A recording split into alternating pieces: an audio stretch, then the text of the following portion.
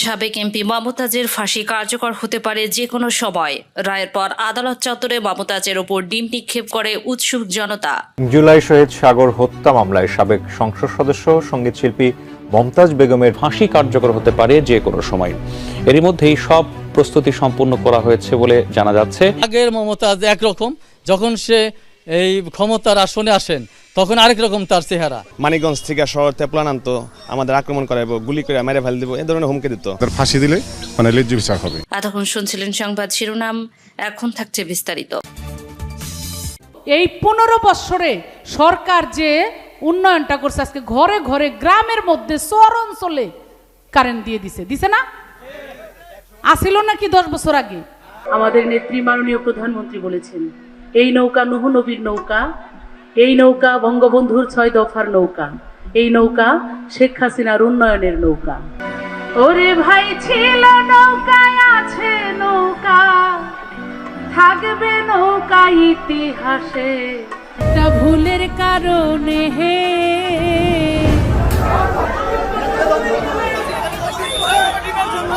অনেক কষ্ট পাইলাম আমি আমারে মনে। বাজার থেকে বাজার, ছোট মঞ্চ থেকে আন্তর্জাতিক মঞ্চ মাতালেও রাজনীতির মাঠে নেমে বনে গেলেন ভিলেন। হাততালি দিয়ে দর্শক এখন ছুটছে ডিম। বলছি শিল্পী এবং সাবেক সংসদ সদস্য মমতাজের কথা। কিভাবে মঞ্চ থেকে কারাগারে মমতাজ।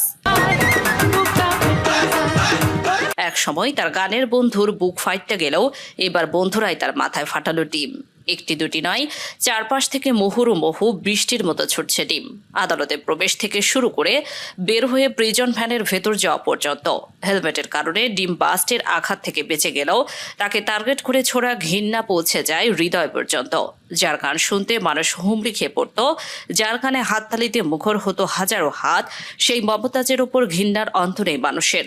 গানের মঞ্চ থেকে তিনি এখন আদালতের কাঠগড়ায়। নান্টু ঘটকে কথা শুই না, অল্প বয়সে করলাম বিয়া। নান্টু ঘটকের কথায় বিয়ের কথা থাকলেও বাস্তবে মমতাজ বিয়ে করেছেন নিজের বুদ্ধিতে। নিজের সঠিক মঞ্চে পৌঁছাতে অল্প বয়সে গানের আসরে নিজের অবস্থান পোক্ত করতে রশিদ সরকারকে বিয়ে করেন। সেখানকার সফলতার মন্ত্রকে কাজে লাগাতে চান রাজনীতির ময়দানে, তাই তো বেছে নেন রাজনীতির ব্যক্তিত্ব। বিয়ে করেন জাতীয় পার্টির নেতা থেকে আওয়ামী লীগ নেতা বনে যাওয়া মানিকগঞ্জ পৌরসভার মেয়র রমজান আলীকে। তো চিন্তা করে তো লাভ নাই, কানার দরকার চোখ নাকি? উচ্চাকাঙ্ক্ষা বাস্তবায়নে 1992 সালে সিঙ্গার উপজেলা আওয়ামী লীগে যোগ দেন মমতাজ। উপজেলা আওয়ামী লীগের মহিলা বিষয়ক সম্পাদকের দায়িত্ব পালন করেন 1997 সাল পর্যন্ত। এসব নিয়ে প্রথম দিকে সরব না থাকলেও রমজান আলীকে বিয়ের পর আওয়ামী লীগের রাজনীতিতে তার আগমন জানান দেন জোরে সোরে। 2009 সালে আওয়ামী লীগ থেকে সংরক্ষিত আসনের সংসদ সদস্য হন তিনি। কই রে নৌকার জয় নিয়ে আসুন কি কোন? এবার শিল্পী মমতাজ বনে যান ভিলেন। আমার অনেক খরচ বাইরে গেছে, আমার 2-4টা মানুষ পালতে হয়। তার নির্দেশিত ছিল সিঙ্গার হরিরামপুরের শেষ কথা। যত বড় পালোয়ানি হোক, ও যেখানকারই হোক, ওইখান থেকে খুঁজে বাইর করে ওর বিচারটা করা হয়। তার মতের বিরুদ্ধে গেলে চলেছে নির্যাতন, হামলা, মামলাও। দোসরদের নিয়ে করেছিলেন অত্যাচারী বাহিনী।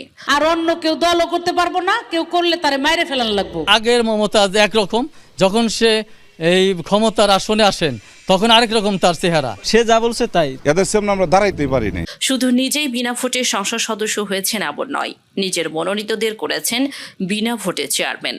প্রথম স্বামীর ছেলে আবু নাইম বাশারকে করেছিলেন সিংহের পৌরসভার মেয়র। 2015 সালে নিজে হন উপজেলা আওয়ামী লীগের সভাপতি। একসময় ভাগ্নে শহীদুর রহমানকে করেন সাধারণ সম্পাদক। ছাত্রলীগের সহ সভাপতি করেন মেয়ে রাইসা রোজকে। ভাইয়ের ছেলে ফিরোজ কোভিদ জয়মন ছাত্রলীগের সভাপতি। এছাড়া প্রতিটি কমিটিতে বসা নিজের আত্মীয় স্বজন আর কাছের মানুষদের তাদের উপর ভর করেই চলে তার শাসন নামের শোষণ। প্রায় 3-4 ঘন্টার ভিতরে আমার পরিবারের যে ঘর বাড়ি সবকিছু তছনছ করে ফেলে। অসহায়ের মতো আমার অসুস্থ মা, একটা বোন দাঁড়ায় শুধু কান্নাই করতেছিল। আকুতি, সে আকুতি তারা শুনেইনি। আনুগত্য পেতে সংসদে গাইতেন শেখ হাসিনার স্তুতি আর বিরোধী দলের শীর্ষ নেতাদের করতেন অপদস্থ। জিয়াউর রহমান কোন যুদ্ধে গিয়ে শহীদ হয়েছে এটা আমার জানা নাই। আমার বিএনপির মাননীয় সংসদ সদস্যদেরকে বলবো যে আপনাদের নেত্রীর পরিচয়টা কি? জয়মন্টপ এলাকা জুড়ে তার সম্পদ রয়েছে মধু জ্বালা, কোল্ড স্টোরেজ, রাজপ্রাসাদের মতো বাড়ি, বিস্তীর্ণ খালি জায়গা সবই তার মালিকানাধীন। রাস্তার ধারে দারুচিনি নামের এই বিলাসবহুল রেস্টুরেন্টের মালিকও মমতাজ। এটি মধুর আড্ডা নামে শুরু হলেও পট পরিবর্তনের পর বদলেছে নাম। তবে চায়ের কাপ থেকে শুরু করে অনেক ব্যবহার্য জিনিসেই আগের নাম বহাল আছে। শুধু সিঙ্গারি নয়, রাজধানী সহ সারা দেশে তার সম্পদ রয়েছে, বিদেশেও রয়েছে তার বাড়ি। অথচ সামান্য সম্পদের জন্য জুলুম করেছেন নিজের বোনের ওপরও। মমতাজ বেগমের বিরুদ্ধে উঠেছে একটি গুরুতর অভিযোগ। তার সৎ মা দাবি করেছেন তিনি নানা অসুস্থতায় ও আর্থিক সংকটে ভুগলেও কন্যা মমতাজ তার কোনো খোঁজ নেন না। সৎ হোক কিংবা আপন মা, মা তো মাই। তিনটে মেয়ে, ওরও আমি মনে করি যে ও আমার মেয়ে, তাহলে আমার 4 মেয়ে হইল। তা আমি আশা করি নেই যে আমারে এইভাবে ও রাখবো। আমি মনে করছি ও আমারে অনেক আদুরে রাখবো, তা সিধা হইল না, রাখলো না। আমি আর কি করবো, আমার আর কিছু নাই, ও বুঝলো না। ও তার সৎ বোন অভিযোগ করেছেন পৈতৃক সম্পত্তিতে তার যথাযথ অধিকার থেকে বঞ্চিত করা হচ্ছে এবং এর পেছনে নাকি হাত রয়েছে সাবেক এই এমপির। দলিলটাও দেয় না, আবার বসেন এক জায়গায়, হিসাব করে না। বিশাল বিত্ত বৈভবের মালিক হওয়া সত্ত্বেও বোনের ছোট্ট ঘরের পাশে একটি ভবন তুলে বেকায়দায় ফেলেছেন। সৎ মায়ের ওপর এতটাই হিংসা ছিল মমতাজে যে অসুস্থ মায়ের ঘরের সাথে টয়লেট বানিয়ে রেখেছিল। এই টয়লেটগুলো ব্যবহৃত হতো মধুর আড্ডা বা শিল্পীদের গানের মেলার আসা মানুষদের জন্য।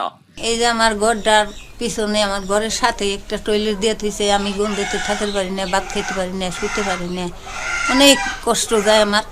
আমি নামাজটাও তাও ঠিক মতো পড়ে পারি না এই গন্ধেতে। আচ্ছা, জানলাতে আমি একটু দেখি। দেখেন আপনি। জুলাই বিপ্লবে জনতার বিরুদ্ধে অবস্থান নেয়া 5 আগস্টের পর পালিয়ে বেড়াতে হয় তাকে। প্রথমে 3 মাস ছিলেন তার ছোট ভাইয়ের বাড়িতে। 3 মাস আর কি আমার এখানে ছিল, আর ওখানে ছিল 6 মাস। পরে সেখান থেকে গিয়ে নানা জায়গায় পালিয়ে বেড়ান মমতাজ। অবশেষে ঢাকা থেকে গ্রেপ্তার হন মিরপুরের একটি হত্যা মামলায়। মামলা রয়েছে অন্তত আরও 5টি। গানের আসরের ভক্তরাই অপকর্মের কারণে বিচার চাইছেন। ফাঁসি দিলে ন্যায্য বিচার হবে। হলফনামা অনুযায়ী 2014 সালে মমতাজের অস্থায়ী সম্পদের পরিমাণ ছিল 1,07,31,250 টাকা। 10 বছরে তা বেড়ে হয় 5,78,92,718 টাকা। স্থাবর সম্পদ বাড়ে তার।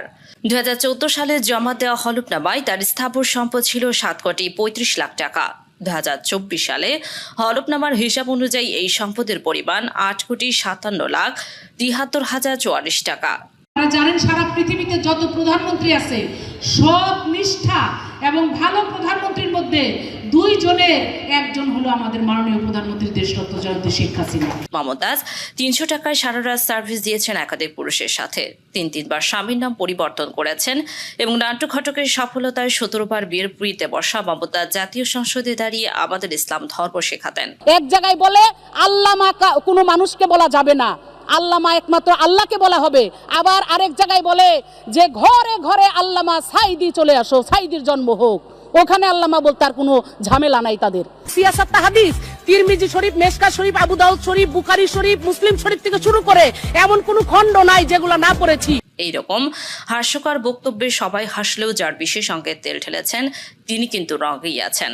ডাবল সেঞ্চুরি কেড়ে ফাইটটা যাওয়া শিল্পী হাসিনার আমলে গান আর কোরআনের ব্যাখ্যা সমান্তালে সংসদ মাতিয়ে রেখেছিলেন, যিনি একসময় অশ্লীল গান আর কথায় গ্রামের অশিক্ষিত এক শ্রেণীর মানুষকে মনোরঞ্জন করতেন। বন্ধু তুই লোকাল বাস রে বন্ধু, আদর কইরা ঘরে তুলস ঘর ধইরা নামাজ, তাতে ভালো এই সুন্দরীর দুধ, একবার খাইলে মজা পাইলে কইবা ভেরি গুড। মেন সুইচটা টিপাদে টিপাদে টিপাদে। এরকম অশিক্ষিত মূর্খদের দখলে ছিল গোটা বাংলাদেশ। আওয়ামী লীগের শাসনামলে বরাবরই ছিলেন আলোচিত সমালোচিত। কখনো সংসদ অধিবেশনের সময় দলীয় প্রধানের মন জয় করতে গান গেয়ে বিএনপির প্রতিষ্ঠাতা প্রয়াত প্রেসিডেন্ট জিয়াউর রহমানের শহীদ হওয়া নানান রকম ব্যাখ্যা ফেরি করে বিদ্যুৎ বিতরণের বক্তব্যের পাশাপাশি নিজ এলাকায় দলীয় সভা সমাবেশে জেলা আওয়ামী লীগের বর্ষিয়া নেতাদের কটাক্ষ করে মন্তব্য করাই ছিলেন বিতর্কের শীর্ষে। সরকারি প্রকল্প বরাদ্দের টাকা হাতিয়ে নেওয়া ছিল তার প্রধান টার্গেট। শিক্ষা প্রকল্পের বিল্ডিং নির্মাণ, টয়লেট সংস্কার, স্বাস্থ্যসেবার ওষুধ কেনা, সব জায়গায় মিথ্যা বিল, ভুয়া ঠিকাদার আর নিজের আত্মীয়দের নাম ব্যবহার করে কোটি কোটি টাকা আত্মসাৎ করেন। এক টেন্ডার প্রক্রিয়া দেখা যায় 1 কোটি টাকার প্রকল্পের কাজই হয়নি, কিন্তু বিল হয়েছে 98 লাখ। দুদকের তদন্তে উঠে এসেছে ঢাকায় ধানমন্ডি উত্তরায় রয়েছে 3টি বিলাসবহুল ফ্ল্যাট, যার কোনো ট্যাক্স ডকুমেন্ট নেই।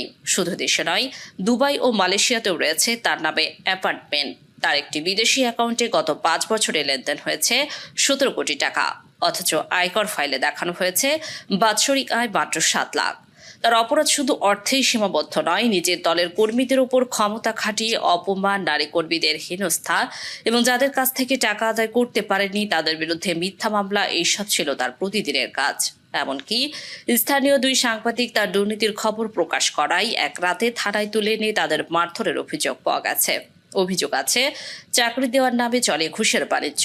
একটি পদের জন্য আদায় করা হতো লাখ লাখ টাকা। নিজের প্রতিষ্ঠিত এনজিওর মাধ্যমে বিদেশে টাকা পাচার করেছেন বলে জানায় দুদক। সম্প্রতি দুবাই ও লন্ডনে তার নামে বিলাসবহুল অ্যাপার্টমেন্টের কাগজ পাওয়া গেছে।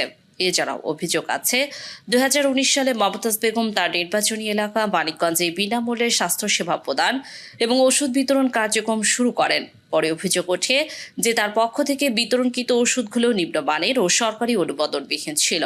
এই ঘটনাটি গণমাধ্যমে প্রচারিত হলে স্বাস্থ্য অধিদপ্তর বিষয়টি নিয়ে তদন্ত শুরু করেন। বিভিন্ন রিপোর্টে দাবি করা হয় কিছু ওষুধ ছিল মেয়াদোত্তীর্ণ বা সন্দেহজনক উৎপাদন। আজ যখন তিনি আটক, তখন প্রশ্ন আরও কত মমতাজ বেগম আড়ালে রয়ে গেছে। ক্ষমতার অপব্যবহার আর দুর্নীতির বিরুদ্ধে লড়াই শুধু একটি ঘটনার বিচার নয়, এটি হওয়া উচিত একটি দৃষ্টান্ত। জনগণ চায় জবাবদিহি এবং সেই জবাবদিহির সময় এখন। তার পতন প্রমাণ করে ক্ষমতা দিয়ে অনেক কিছুই করা যায়, কিন্তু সব সময় নয়। দুর্নীতির হিসাব একদিন ঠিকই বেরাতে হয়। আমরা চাই শুধু মমতাজ নয়, এরকম সব মুখোশধারীর মুখোশ একে একে খুলে যাক। এমন আরও অনুসন্ধানী প্রতিবেদন পেতে সাবস্ক্রাইব করুন নিউজ আপডেট 24।